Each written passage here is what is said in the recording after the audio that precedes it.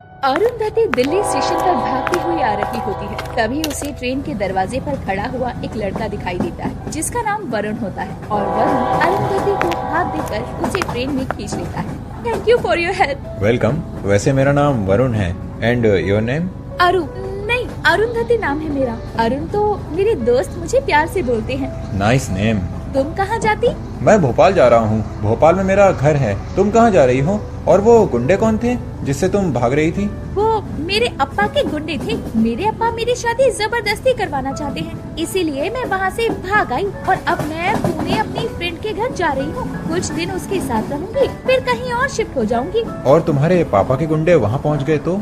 अप्पा को नहीं पता कि मेरी फ्रेंड कहाँ रहती है। वो मुझे नहीं ढूंढ पाएंगे और अगर ढूंढ भी लिया तो मुझे भागने का बहुत एक्सपीरियंस है। मैं फिर भाग जाऊंगी। अच्छा। देखो, दूसरा स्टेशन आ रहा है। मेरे अप्पा के गुंडे वहाँ आ गए होंगे। तुम मेरे साथ भागेगी या यही ट्रेन में छुपेगी? तुम इन गुंडों से कब तक भागोगी? हाँ, ये नेक्स्ट स्टेशन मेरे घर का ही है। तुम एक काम करो, मेरे साथ मेरे घर चलो, कुछ दिन के लिए वहाँ रहना। जब बात शांत हो जाएगी तो तुम अपनी फ्रेंड के यहाँ चली जाना। लेकिन मैं तुम्हारे साथ नहीं चल सकती। तुम मेरे लिए क्यों परेशान होगे? जब इतनी मदद की है तो तुम्हें तुम्हारी फ्रेंड के घर पहुंचा के ही मानूंगा। तुम मेरे साथ मेरे घर चलो। मेरे मम्मी पापा बहुत अच्छे हैं और बहुत फ्रेंडली भी हैं। वो तुम्हारी प्रॉब्लम समझ जाएंगे और हेल्प भी करेंगे। तुम इतना बोल ही रहे हो तो ठीक है, मैं तुम्हारे घर चलती हूँ। फिर जैसे ही ट्रेन रुकती है, वरुण अरुंधति को छुपाता हुआ अपने घर ले जाता है और घर जैसे ही पहुँचते हैं और दरवाजा खुलता है तो दरवाजा खोलने वाला उसका पिता हेमंत होता है। बबीता देखो, तुम्हारा बेटा आ गया। नमस्ते पापा। आ गया बेटा, अंदर आजा। नमस्ते मम्मी। नमस्ते। मम्मी, इससे मिलो। ये है अरुंधति। मम्मी, मैं इसे भगाकर नहीं लाया हूँ, खुद आई है अपने घर से भागकर। तुम्हें ये कहाँ पर मिली और कहाँ से आई है ये? नमस्ते आंटी। वरुण ठीक बोलती है, मैं चेन्नई से हूँ। मैं अपने घर से खुद भाग कर आई। वरुण तो मुझे ट्रेन में मिला। अच्छा ठीक है, अंदर आ जाओ, अंदर बात करेंगे। बबीता, जो बच्चे थके हुए आए हैं उनके लिए खाने का इंतजाम करो। अरुंधति बेटा, तुम भी जाकर आराम करो। उसके बाद बबीता अरुंधति को अपने कमरे में ले जाती है। तुम आराम करो, मैं खाना तैयार करके तुम्हें बुलाती हूँ। ऐसा बोलकर बबीता अरुंधति को उस कमरे में आराम के लिए छोड़कर किचन में चली जाती है। थोड़ी देर बाद सभी लोग खाना खाने के लिए टेबल पर मिलते हैं। तभी हेमंत बोलता है, बेटा, तुम कहाँ से हो और अपने घर से क्यों भागी हो? अरे अंकल, बताया तो, मैं चेन्नई से हूँ। चेन्नई में मैं अपने अप्पा और अम्मा के साथ रहती हूँ। मेरे अप्पा ने जिस लड़के से मेरी शादी तय की थी वो चेन्नई का जाना माना गुंडा निकला, इसीलिए अम्मा के कहने पर मैं वहाँ से भाग आई और अप्पा को नहीं पता। तभी मेरे को ट्रेन में वरुण मिला और वरुण ने मेरी बहुत हेल्प किया। यहाँ भी लेकर आया। मैंने उसको बहुत मना किया, लेकिन ये अपने साथ मुझे यहाँ ले आई। ये सही किया तुमने वरुण, यहाँ ले आए इसे। ये छोड़ बेटा, ये बता, ये आलू का पराठा स्पेशल तेरे लिए बनाया है, कैसा लगा? थैंक यू आंटी, आपने बहुत अच्छा खाना बनाया है। मेरी अम्मा भी इडली, डोसा, वड़ा, सांबर और नारियल की चटनी बहुत स्वादिष्ट बनाती। बेटा, जब तक तुम्हें कोई सुरक्षित जगह नहीं मिल जाती तब तक तुम यहीं रह सकती हो। Thank you uncle. वरुण, तुम सही बोली थी, तेरे अम्मा और अप्पा बहुत अच्छे हैं। मैं तभी तो तुम्हें यहाँ लेकर आया हूँ। तुम यहाँ सेफ रहोगी और तुम्हें यहाँ कोई पहचानेगा भी नहीं। आंटी, आप मुझे इतना अच्छा खाना खिलाई, अब शाम को खाना मैं बनाएगी। नहीं नहीं बेटा, तुम क्यों बनाओगी? हाँ अरुंधति, मम्मी ठीक बोल रही हैं। खाना तुम क्यों बनाओगी? चिंता मत करो, मैं खाना अच्छा बनाती है। ऐसे ही कई दिन बीत जाते हैं और वो लोग साथ रहते हैं और अरुंधति उनके साथ ऐसे रहने लगती है जैसे वो हमेशा से ही वरुण की फैमिली के साथ रहती है। और अरुंधति बबीता को कोई भी काम नहीं करने देती। बबीता को अरुंधति में अपनी बहू नजर आने लगती है और धीरे धीरे वरुण और अरुंधति भी एक दूसरे को पसंद करने लगते हैं। और फिर एक दिन बबीता और हेमंत लिविंग रूम में वरुण के साथ बैठे हुए होते हैं। देखिए जी, हमारे साथ बैठकर भी ये लड़का अपने फोन को नहीं छोड़ता, जब देखो फोन में लगा रहता है। मम्मी, काम कर रहा था मैं। बताइए क्या बात है? बेटा, तेरी उम्र हो गई है, अब तो शादी कर ले। बेटा, शादी जल्दी कर ले, वरना तेरी माँ जैसी मिलेगी कोई। मेरी तो जैसे तैसे कट गई। आप फिर शुरू हो गए? कुछ दिनों से तो मैं भी यही सोच रहा हूँ कि अब मुझे शादी कर लेनी चाहिए। हाँ तो बता, तूने कोई लड़की पसंद कर रखी है क्या? तुझे कोई लड़की पसंद नहीं है तो तू बता, तुझे अरुंधति कैसी लगती है? मैं सोच ही रहा था कि तुम अरुंधति का नाम तो नहीं लोगी। अरे मम्मी, अरुंधति तो मेरी अच्छी दोस्त है बस। क्यों, तुम्हें वो पसंद नहीं है क्या? वैसे बबीता, तुम्हारी पसंद की तो दाद देनी पड़ेगी। पसंद तुम्हारी बहुत अच्छी है। अरे पापा मम्मी, आप कैसी बात कर रहे हैं? क्यों, इसमें क्या गलत है? तुम्हें अरुंधति पसंद नहीं? ऐसी बात नहीं है पापा। ये सारी बातें अरुंधति सुन रही होती है और सामने से आकर बोलती है, अंकल आंटी, मैंने आपको बताया ना कि मेरे पीछे एक गुंडा लगा है। वो मेरे साथ साथ किसी को नहीं छोड़ेगा। वैसे मुझे वरुण बहुत पसंद है, मैं उसे खतरे में नहीं डाल सकती। तुम्हें मुझ पर भरोसा है ना अरुंधति? वरुण, तुझ पर तो खुद से भी ज्यादा भरोसा करती है मैं। इसके बाद कुछ दिनों में वरुण और अरुंधति की शादी हो जाती है और अरुंधति वरुण और उसकी फैमिली के साथ बहुत प्यार से रहती है। ऐसे ही समय बीतता है और रोजाना वड़ा, इडली, डोसा, सांभर वो सबको यही खिलाती है और खुद भी यही खाती है। फिर एक दिन उनके मोहल्ले में एक कंपटीशन होता है। बबीता की पड़ोसन उनके घर आती है। अरे बबीता बहन, कहाँ हो? अरे रूपा, तुम यहाँ कैसे? अरे तुम्हें पता है मोहल्ले में खाना बनाने का कंपटीशन हो रहा है। मोहल्ले की सारी बहुएं अपनी अपनी शहर के स्पेशल डिशेस बनाएगी। अरे ये तो बहुत अच्छी बात है। तेरी बहू भी कंपटीशन में हिस्सा ले रही है क्या? हाँ, मेरी बहू भी कंपटीशन में पार्टिसिपेट करने वाली है। वो तो एमपी से है ना, तो वहाँ की फेमस आलू की कचौरी बनाएगी और उसके हाथ की आलू की कचौरी का जैसे कोई मुकाबला ही नहीं है और इतनी बढ़िया बनाती है कि क्या बताऊं। अच्छा बहू, रूपा आंटी के लिए चाय लेकर आओ। बबीता अरुंधति को आवाज लगाकर चाय के लिए बोलती है। और बबीता, तेरी साउथ इंडियन बहू को खाना बनाना आता नहीं है क्या? अरे तुझे क्या पता, मेरी बहू 56 तरीके के डोसे बना सकती है। तू देखना, ये कंपटीशन मेरी बहू ही जीतेगी। अच्छा मैं चलती हूँ, तुम्हारी चाय बाद में पीऊंगी।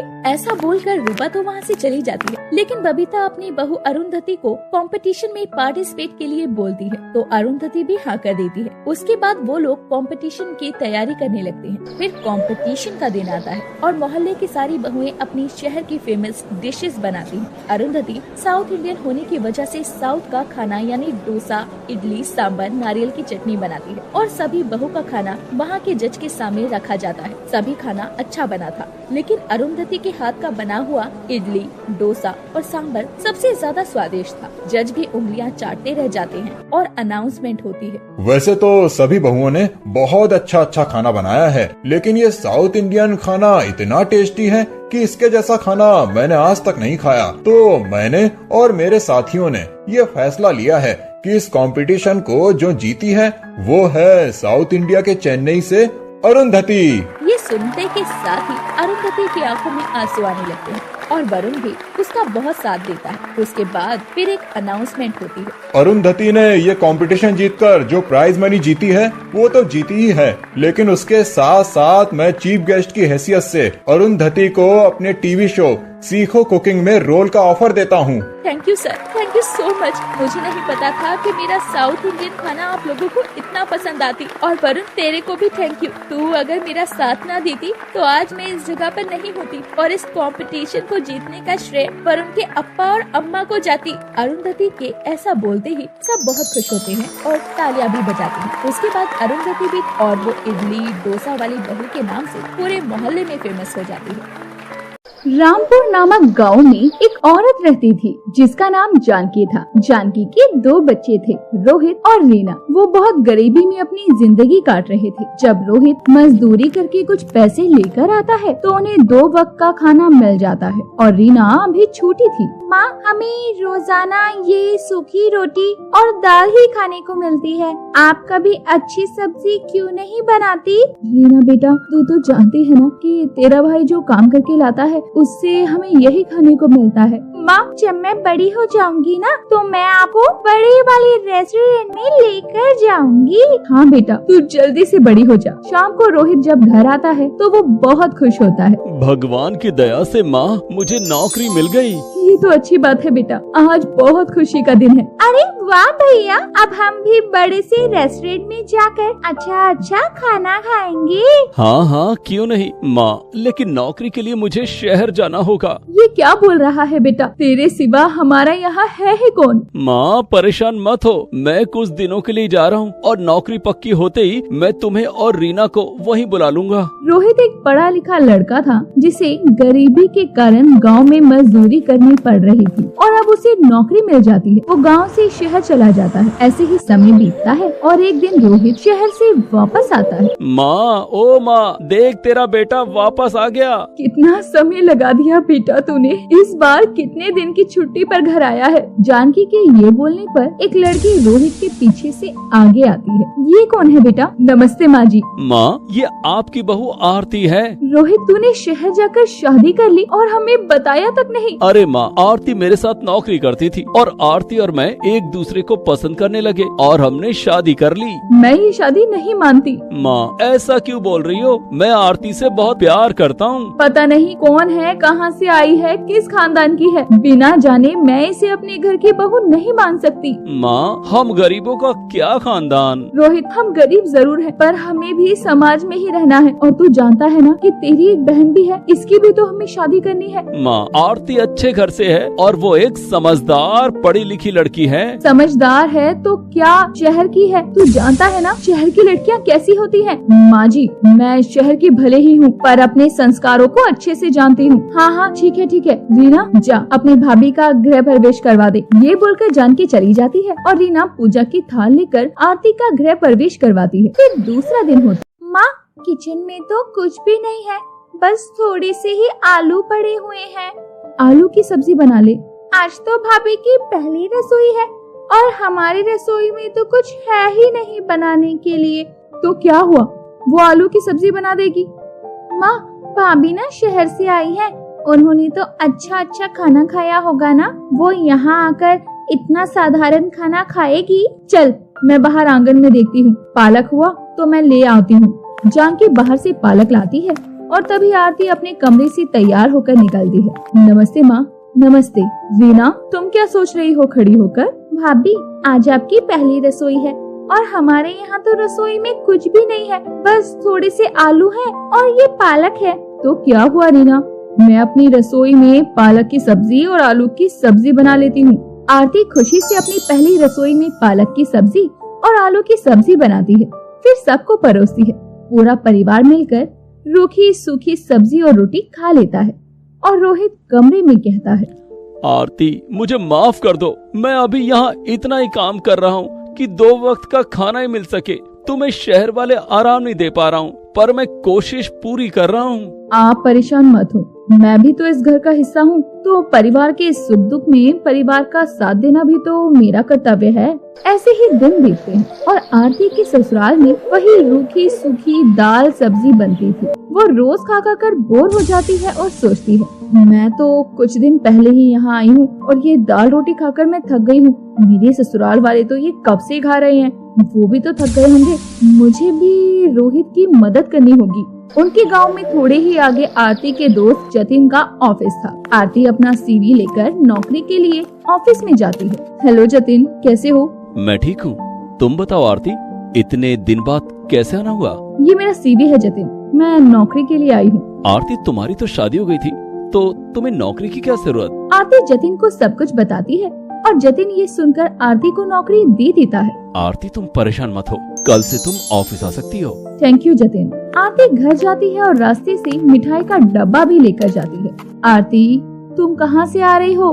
माँ, मिठाई खाओ, कल से मैं नौकरी करने जाऊंगी। ठीक है बेटा। ये सुनकर जानकी की आंखों में आंसू आ जाते हैं और वो आरती को पसंद करने लगती है।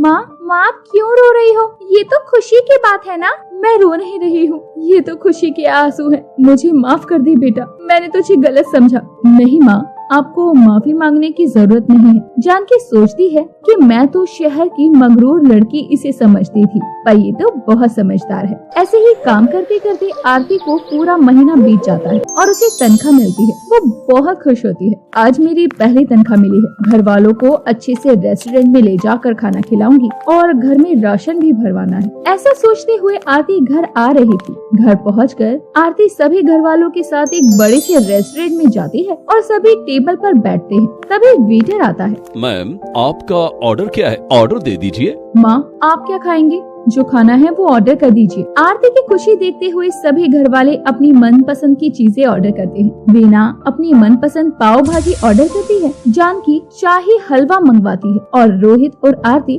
अपने लिए पिज्जा मंगवाते हैं और पूरा घर खुशी खुशी खाना खाता है और सब अपने घर चले आते हैं। बेटा, ये खाना तो बहुत महंगा होगा ना? आज तो तुम्हारी पूरी तनख्वाह ही खत्म हो गई होगी। नहीं, ये इतना महंगा नहीं है। ये सब तो हम घर पर भी बना सकते हैं। घर पर कैसे बनाएंगे बहू? घर में तो राशन है ही नहीं। आरती बाजार जाकर घर का राशन लेकर आती है और दूसरे दिन घर में शाही पकवान बनाती है। माँ, इतनी अच्छी खुशबू कहाँ से आ रही है? हाँ बेटा, खुशबू तो बहुत अच्छी आ रही है। अरे, बहुत अच्छी खुशबू आ रही है। क्या बन रहा है? ये खुशबू यहाँ से आ रही है। आरती वहाँ खाने की थाल लेकर आती है और उसे देखकर सब लोग बहुत खुश होते हैं। आरती, लगता है आज तो तुमने बहुत पकवान बनाए हैं। जी, और आपका मनपसंद हलवा भी बनाया है। अरे वाह, आज तो घर में रेस्टोरेंट जैसा खाना मिलेगा। भाभी, मेरी मनपसंद पाव भाजी तो बनाई है ना आपने? हाँ रीना, तुम्हारी मनपसंद पाव भाजी भी बनाई है आज मैंने। राशन तो घर में था ही नहीं बेटी, तो तुमने ये सब कहाँ से बनाया? माँ, मेरे पास जो पैसे बचे थे उससे मैं घर का राशन ले आई। जानकी ये सुनकर अपनी सोच पर बहुत शर्मिंदा होती है कि उसने आरती को क्या समझा और आरती क्या निकली। आरती तो दिल की बहुत अच्छी थी। उसने अपनी सारी तनख्वाह अपने खाने पीने और घर के राशन पर खर्च कर दी और अपने लिए कुछ नहीं बचाया। अब जानकी आरती को अपनी बहू से बढ़कर बेटी मान लेती है। अगर आपको हमारी ये कहानी पसंद आई हो तो इस कहानी को लाइक करें और अपने दोस्तों से शेयर करें और हमारे चैनल को ऐसी ही कहानियां देखने के लिए सब्सक्राइब कर लें।